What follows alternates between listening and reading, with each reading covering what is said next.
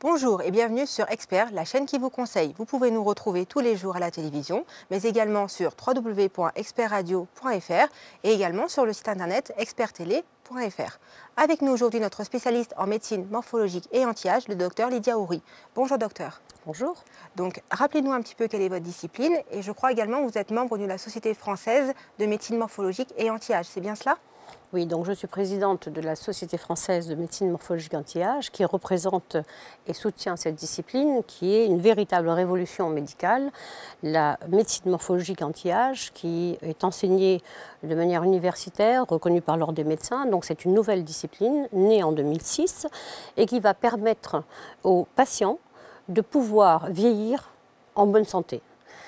La médecine morphologique et anti-âge, comme son nom l'indique, elle s'adresse à la morphologie, c'est-à-dire à l'image, l'aspect du visage, l'aspect du corps, et aussi à l'anti-âge, qui veut dire en fait anti-aging, c'est-à-dire vieillir, vivre bien en vieillissant, vivre mieux en vieillissant.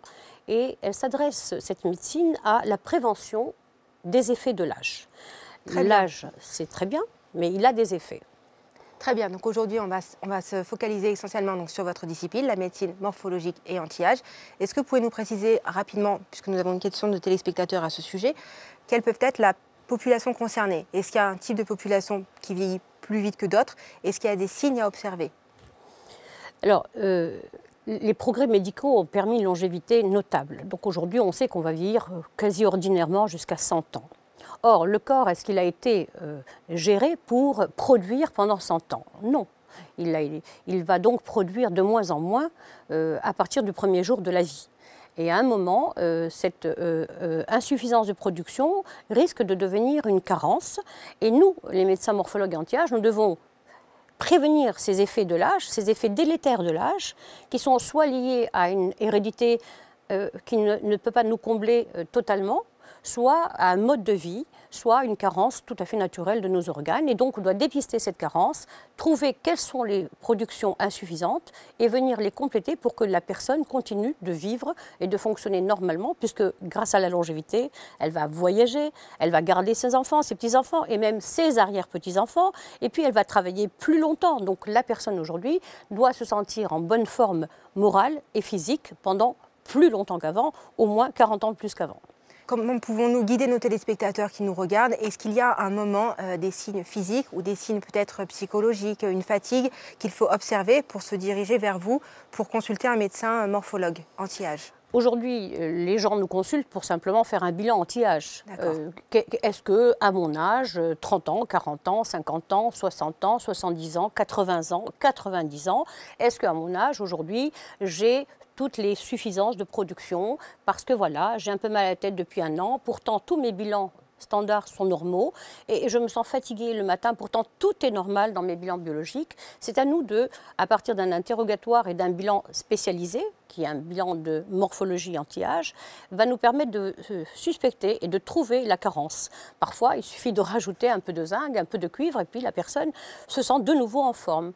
Donc ce sont des carences tout à fait naturelles qui sont liées à l'âge, ce ne sont pas des maladies. Mais si elles persistent, elles peuvent produire à ce moment-là des pathologies. Donc à nous d'intervenir quand la personne, soit elle veut faire un bilan anti-âge tout simplement parce qu'elle veut simplement savoir où elle en est, soit parce qu'elle souffre d'un signe qui l'ennuie, soit tout simplement parce qu'elle a un signe esthétique, une ride, une tache, un relâchement qui la dérange, puisque, comme le nom l'indique, ça s'adresse à la morphologie, c'est-à-dire le morphos, la forme, et ça s'adresse à l'effet contre les effets délétères de l'âge, donc à l'intérieur et à l'extérieur. Donc c'est une approche globale finalement C'est une prise en charge patient. Globale du patient. Voilà, et pas uniquement, vous n'êtes pas uniquement focalisé sur le traitement des signes de vieillesse. Voilà, tout à fait. Est-ce que vous pouvez préciser à nos téléspectateurs, puisque j'ai une question à ce sujet, quels peuvent être les traitements que vous utilisez le plus souvent, à la différence de la médecine esthétique classique telle qu'on peut l'entendre? Alors, la médecine esthétique fait partie de la médecine morphologique, mais pas seulement, puisque la médecine morphologique, c'est aussi, avec l'âge, on boite, on a les épaules qui se voûtent. Donc, la morphologie, c'est l'aspect global de l'aspect, de la forme. Et donc, on va prendre un exemple. Si quelqu'un vient se plaindre de rides, alors on va faire une injection d'acide hyaluronique selon l'interrogatoire, bien sûr, mais pas seulement. S'il y a des pores dilatés, ça ne sert à rien d'injecter un produit qui va sortir par les pores. Il faudra revoir la personne beaucoup plus tôt que prévu. On va aller chercher ce qui se passe. Elle a peut-être une sécrétion, une hypersécrétion de sébum. Elle a peut-être un mode alimentaire qui ne convient pas.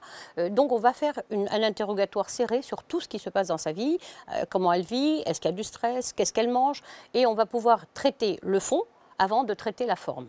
Oui, donc il n'y aura pas uniquement le traitement, il n'y aura pas uniquement le geste médical, chirurgical. Souvent, il faut agir sur autre chose. Bien sûr, il peut s'agir que d'un geste esthétique, parce qu'il n'y a rien de plus, mais souvent, on trouve une alimentation un petit peu irrégulière, trop rapide, ou autre chose, ou un élément de stress, ou autre chose, et c'est à nous de découvrir ce qui se passe. Une dernière question pour terminer, docteur. En termes de suivi, est-ce que le fait de consulter un médecin morphologue et anti-âge nous entraîne dans un processus sur le long terme?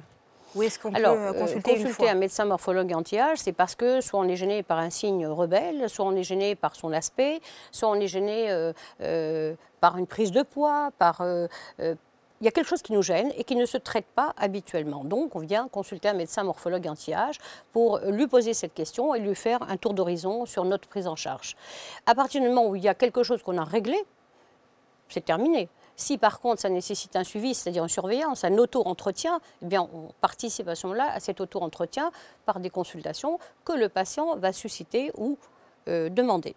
Très bien. Écoutez, le docteur Houry, je vous remercie. Je rappelle que vous êtes notre spécialiste en médecine morphologique et anti-âge et que vous êtes donc présidente de la Société française de médecine morphologique et anti-âge. En effet, la Société française de médecine morphologique et anti-âge peut répondre aujourd'hui à la formation, aide à la formation des médecins face à ces progrès médicaux et de la longévité et aide le patient à s'organiser, à réfléchir aux questions qu'il se pose.